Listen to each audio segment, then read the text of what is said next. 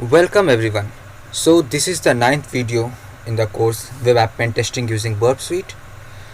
In the last 8 videos, we learned many things like repeater, intruder, and proxy scope, the basic things, which are present in both the free and pro versions of Burp Suite. But actually, in this video, we are going to learn about a tool called Burp Scanner, which is only present in the pro version of Burp Suite. Okay, so if you are using the free version of Burp Suite now, don't worry, just watch this lesson, because in the future you don't know, you might have the pro version and you might be have to work on burp scanning.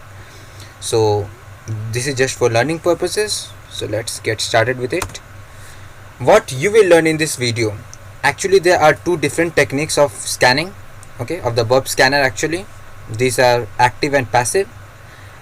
So we will be seeing the difference between these two scanning techniques and how these two techniques can be useful while scanning a target during a pen test or a vulnerability assessment. Okay, and when you should use the scanner, okay, or when you should use the target. Actually the third point about when you should use scanning is that only when the client gives you the permission explicitly that okay, you are allowed to use a burp scanner, because the burp scanner generate too much noise on the system. Okay, it can then hamper the what experience for different users. So it's better if you have the permission from the client. Okay, don't use this on production environment without the client's consent. Okay, that can give you any trouble and the trouble to client also.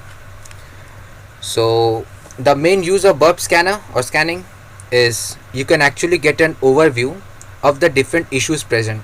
Okay, and these issues can then be manually validated, and after that you can include it in the final report. You know that burp suite is used for manual and automated testing, and you get different kind of issues, and you will right now see that how you can get an overview through the scanner. Okay, so demo time. Okay, let's see it practically to understand better.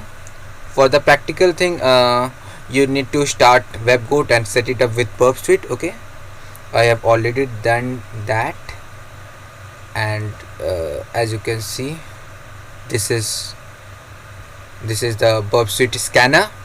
Okay, and this is the live scanning part. These are scanner subtabs actually. Okay, as you can see, issue activity, scan queue, live scanning, and issue definition. Let's first see this subtab. Okay, live scanning. By default the active scanning is set to don't scan and the passive scanning is set to scan everything. This is by default. Okay, now as I was saying, these are the two different techniques. So what's the difference between them? As Burp Suite, what actually the Burp does is send a lot of different crafted requests to the server so that it can check if there is an issue present or not. Okay, now this is actually done in the active scanning part. So just think for a second, if for a single issue, if for a single link Burp sends like 200 or 500 requests and the server is not able to handle it, it can then be used for denial of service. Okay, means experience of different users can be hampered. Okay, if that is a production environment, so that can be a problem. That's why by default it is set to don't scan. But in the passive scan, what happens is it doesn't send any new requests by itself. Burp doesn't send any new request or crafted request by itself. It only sees this HTTP history, the request response, and from that it deduces the different kinds of if any issue is present in the application or not. Okay, from this request response only, which are already existing. Okay, so as you can see, actually I haven't done anything, but in the scanner part, in this issue activity, you can see that it has already found these issues. Okay, this and these all are present due to the passive scanning. Okay, because by default passive scanning was set to scan everything, but it's always better to use this thing, to use the suit scope actually. Okay, you should always use suit scope, and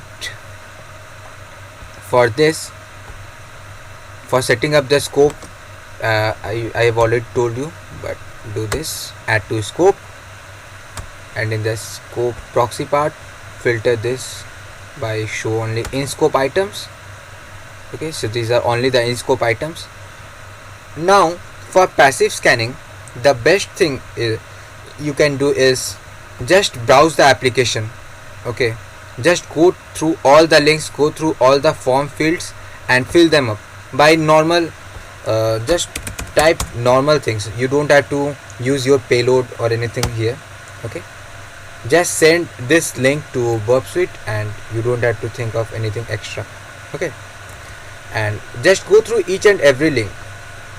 Okay, since I have less time in for video, I will just go through some simple things in cross-site scripting. As you can see, let me fill it up. Okay, I'm just typing any random things to just bring this request in Burp Suite actually. Okay, but you need to go through all the links for the proper testing of the application. If you are doing a scanning on the whole application, then this is the right way to do it, to go through all the links and everything so that they are all captured in the HTTP history part. Okay, now if you only want to do scanning on a single request, then just choose that request and right click on it. You will see the option to do an active scan. Just do it from here. You can see it lights up the scanner part, and when you come here in the scan queue part, you can see that it shows that this is, see, these are all the requests which Burp is sending to the server. Okay, to see if there is an issue present or not.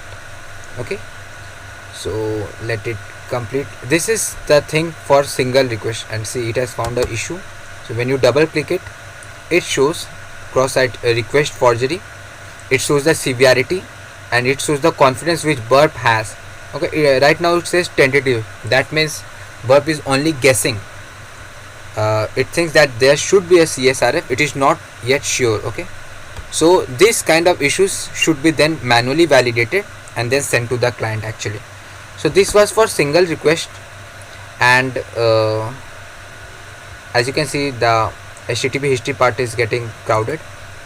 You should then go to the different fields, the different links simply. Okay, just give anything, admin, I don't care what I write. I am just typing some random things to bring the link here. Okay, since we are not doing manual testing, so it doesn't matter what you type here, if you give a payload or not. You just bring this link to the Burp Suite that captures the request. Okay, so just see, let's see this, how to do a proper active scan of the whole application. Just suppose for a second that I have gone through the whole application and these are all the requests I have found.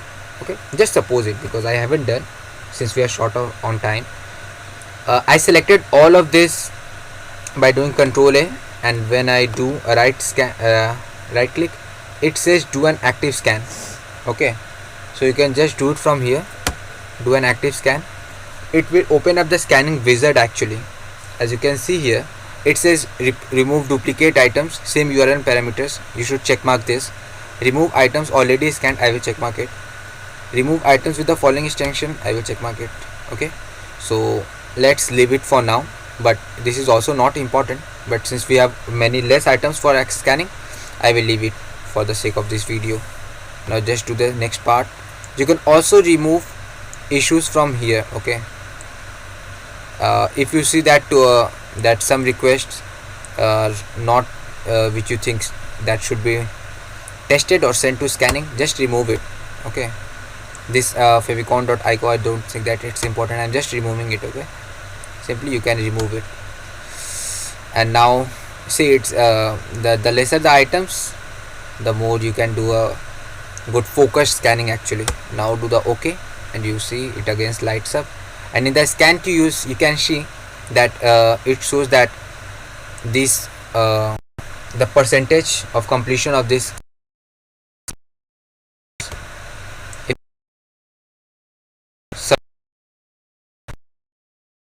tab, these are in waiting. The best whole app. Okay, this was because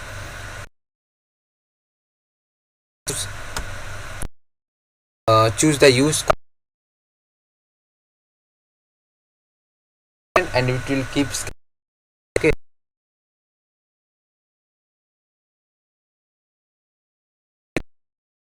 history part, if I want to,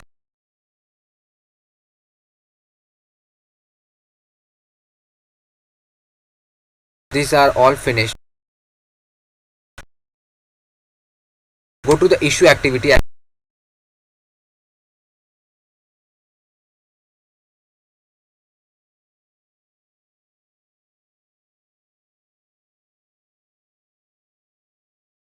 I need to send it to the client.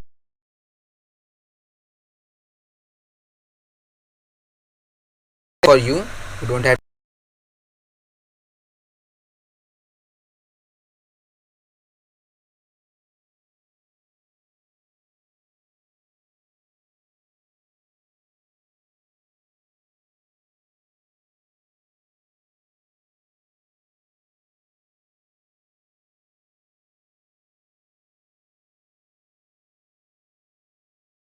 Okay,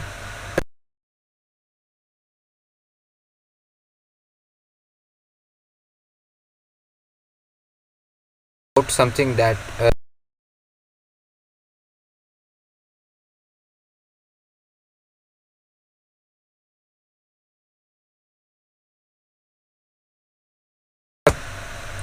and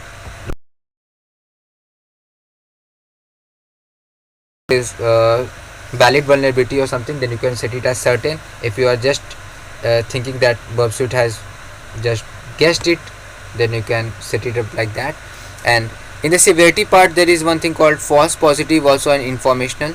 Okay, then there are many issues which are false positive while doing a burp scanning, and if you are sure that it isn't of any means, when you manually validate it, you see that no, the issue doesn't lie here, then you can just set it as false positive.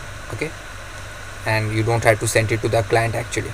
Now let's see the report for once, actually, that how the burp report seems. I'll put it in Firefox.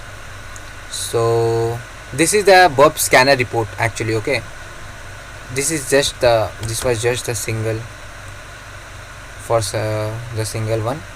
Okay, but for all the issues also it will just be line by line. Okay, as you can see, it shows the summary, the severity, and a proper description of the whole vulnerability. The name, the in the summary it says severity, confidence, the host, the path where it found the issue detail, and then the issue background for reading purposes, and then the security consultant of that particular company can then patch it so that it doesn't have any issues. Let me go again to Burp Suite actually. Okay, and if you want to send the whole issues, if you want to report selected the whole issues, which you can also do, you just have to do the same thing.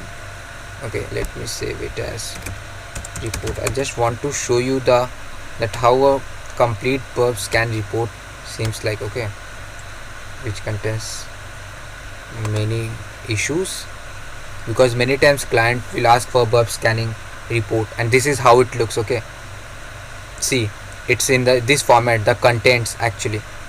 Okay, you can also go to a particular vulnerability report by click on the link here, and you can, as you can see, there is also a button for previous and next options, and it will give you a solid report. You don't have to do anything by yourself, burp does it for you. Okay, so this is how a complete burp scanning report is seen. Okay, so this was all for this video, for this active and passive scanning.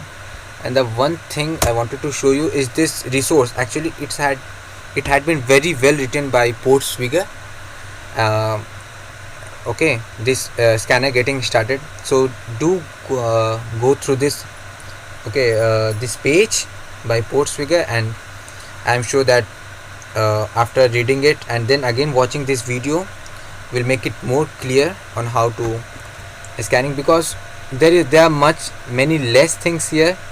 Okay, you only have to play around these 4 tabs. Okay, not the 4, only you can say 1 or 2 tabs, and you will be all okay with it with the scanning thing. Okay, so this was all for this video.